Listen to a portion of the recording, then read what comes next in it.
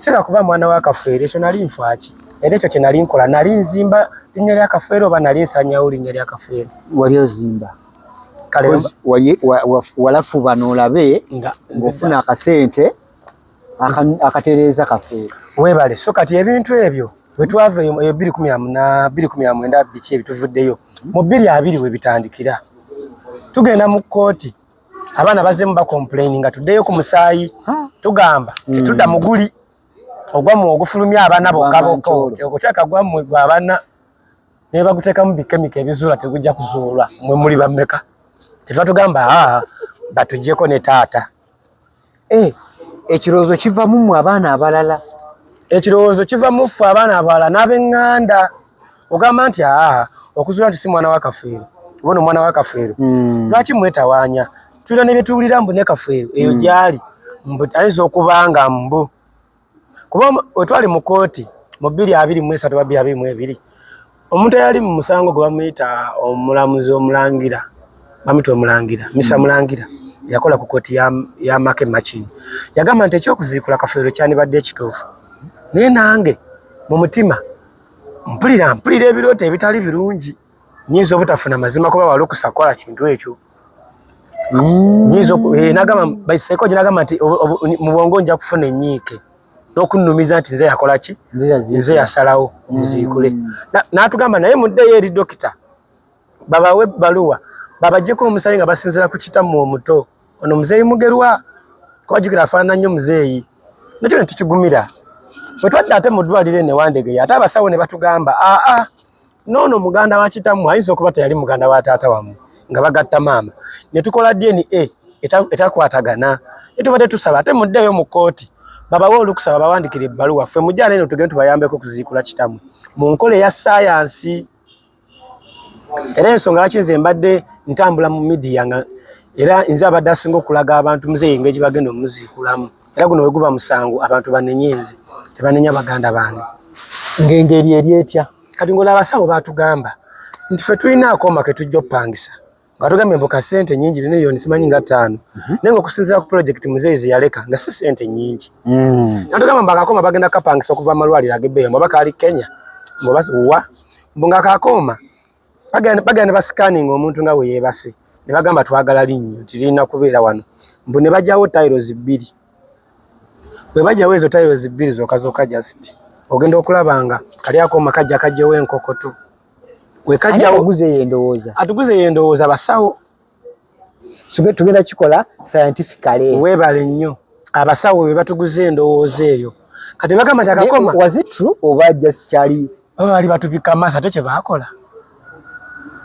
ne batugamba kati abasawo ne batugamba nti we tujjawo enkokota eno ne tusalawo akatuli ako tulina akooma ke tugenda oyisamu nga kaliko magalo kaliko ne kamera tulabira wano control nti kati wano akooma twagala linnyo nti liiryo nti mulijjeeyo tikatwagala goma nti mulimenyeeyo Tino akalabirwamu tulaba. Webale mukubamba batugamba kati muzeeyi engeri gyali mutali eri kati kyangala te yakogga. Kati basuubira atakoma kasobola otambula mulinga we balaba.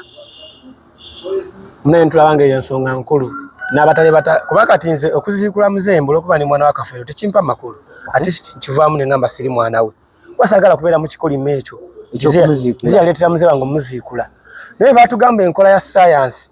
Nange nenjiguza bannange nenjiguza n'abantu ba bulijjo nenjiguza ne bannamawulire. Ate tugenda muziikula musimayo. Ntana yegenda sigalawo enjole yegenda sigalawo nitugenda kola mu nkola ya science. Nababukedde era kyamanyi story yange yasinze otunda okulanga eyambako balamu n'okuyamba government okulanga bajjayo muzeeyi. Ebigambo binayogerera byebyo kubeera byenkugamba wano byengamba oli. Kwa siri content creator. Sina TikTok account.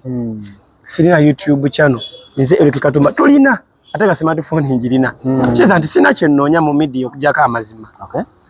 Kyaneewuunyisa nnyo. Kyaneewuunyisa ddala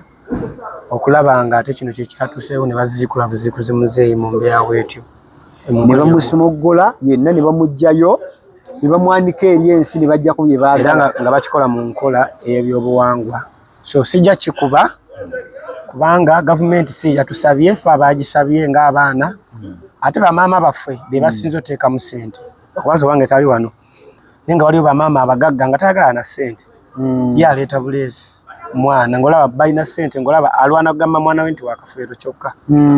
So Eric njagala tugenda kujja wali tulabe deni yetu jesiga tutyeno nga tuweno wumba naye badde njagala omulabi osooka omusiigire ku kifaananyi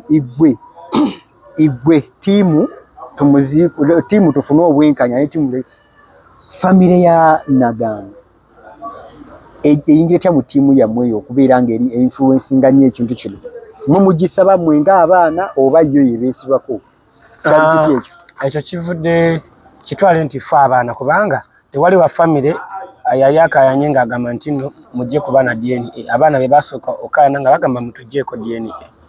ne muddukira wa taata wammwe nendi tetaddukira wata okay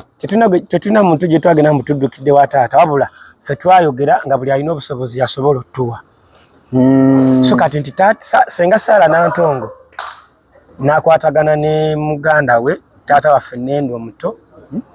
ne balaba nga basobola okutwala ekintu kino eri Balamu akiguse mu bakulu kuba ffe tetwalina sente zisobola kukola kintu ekyo kyekolera bagamba nti kyatute kumpi milioni 10+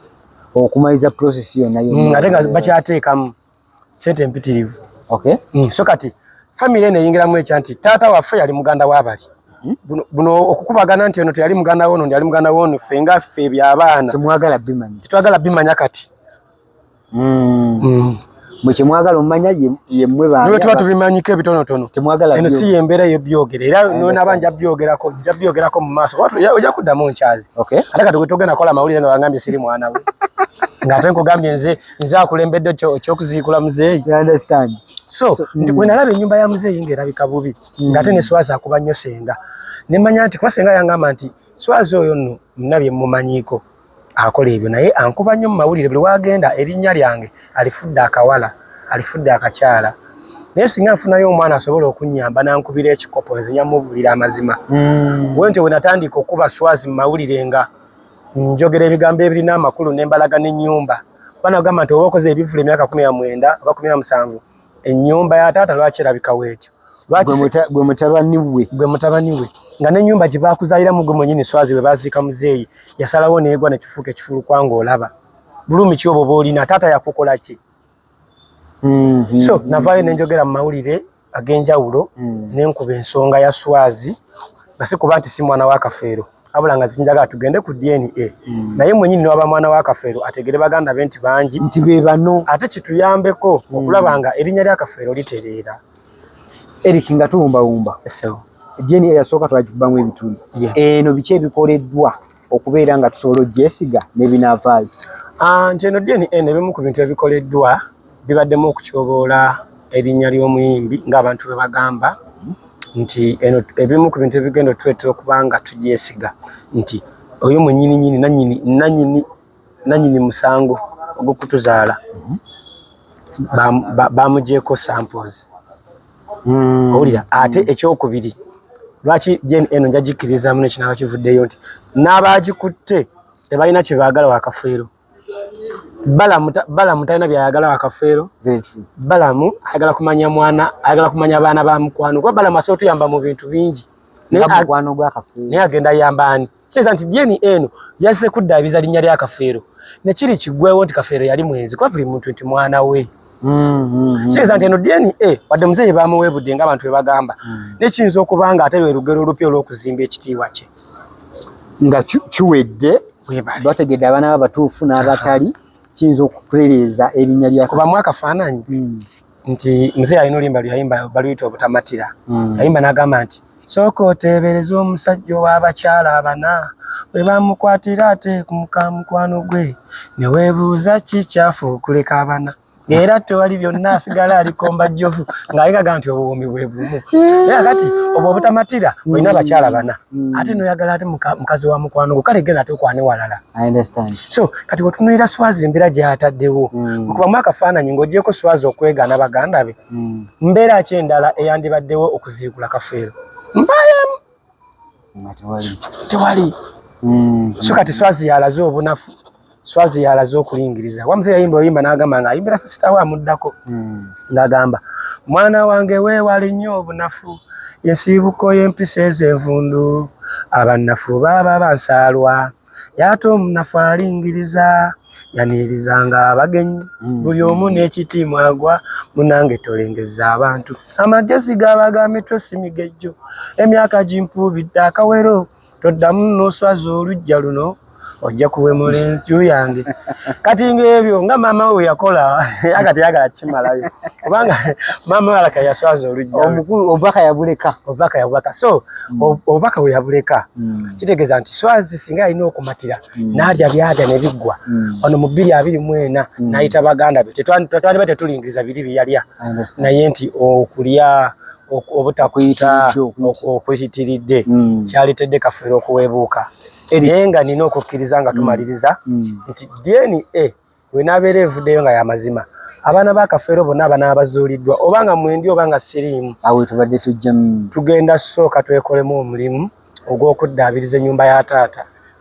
kivanga ku mulamwa mwenna Kaganda yes abalimu n'abataliimu kati muzeeyi alina abaana abalina ssente ze kankubuulire nga tugambye nti twekolemu tetukuba na kivulu nga John Maka Kafeero asobola okunoonya miliyoni 10 owulira Katumba Eric asobola okunoonya miliyoni 10 Alon Kafeero wadde ali ku university naye asobola okunoonya miliyoni 10 owulira omusika Martin Kafeero abadde Dubai asobola okunoonya miliyoni 10 Simon Peter asobola okunoonya miliyoni 10 ne tuzimba ennyumba ya Kafeero mu miliyoni nga 6 naye nga maka gategerekeka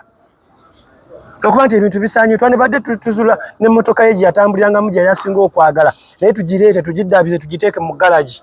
tetumanyi kukuuma legase era tuwalizimu nga tugenda kulambula emmotoka ya Kafeero era kino eno nkigamba buli obeera musajja n'ozaala omwana n'atakufaanana birowoozo n'amagezi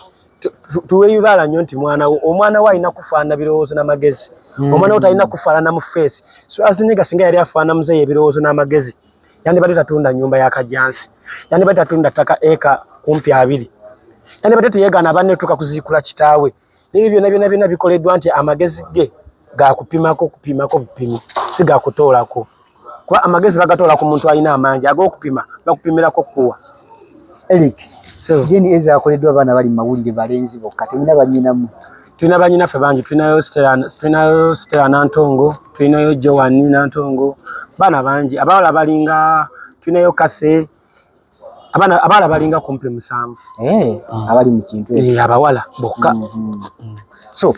tulindirira kiva mu DNA okuddamu okukyaza ku Focus TV aze ngambe ka DNA wegenda okubeera n'amakulu eri ennyumba ya Paulo Job Kafeero kwe kulaba nti Kafeero tagenda kuddamu kulabwanga musajja yali omwenzi ennyo kuba ku luno mugenda kutya nga abaana bali 8 oba 7 kati kigeza nti kigenda kujjawo ekifaananyi kino oli agenda okweyita mwana wa Kafeero mu 2 tagenda kujja ekyo bwe tukimaliriza DNA abaana beenazuula nti ba Kafeero nga nze sirimu oba nga mwendi abaana abo tugenda kwekolamu omulimu tuddaabirize ennyumba ya muzeeyi tuddaabirize amalaalo ge era nali mbagambye nti kiba kiwedde tugende ku kijja kya muzeeyi wansi tuteekewo pavers tukwate ennyimba tuziteeke mu bigiraasi for example Kampala mu kooti luyimba lulina amakulu tuluwandike mu Luzungu ne mu Luswayiri nga luli mu biyinja tuwandike musaayi gwange nsaba twogere kitegeeza nti DNA ng'ewedde ennyumba ya Kafeero egenda kuba n'amakulu nga tekyabulambuzi kale mbadde ne Eric Katumba omu kwabo abagambye okuba batabani b'omugenzi Paul Kafeero era tuyinza kubanga tusukana badde mulemu mulungi okuva gye twatandikidde nze ade mbadde ne Eric for now bye bye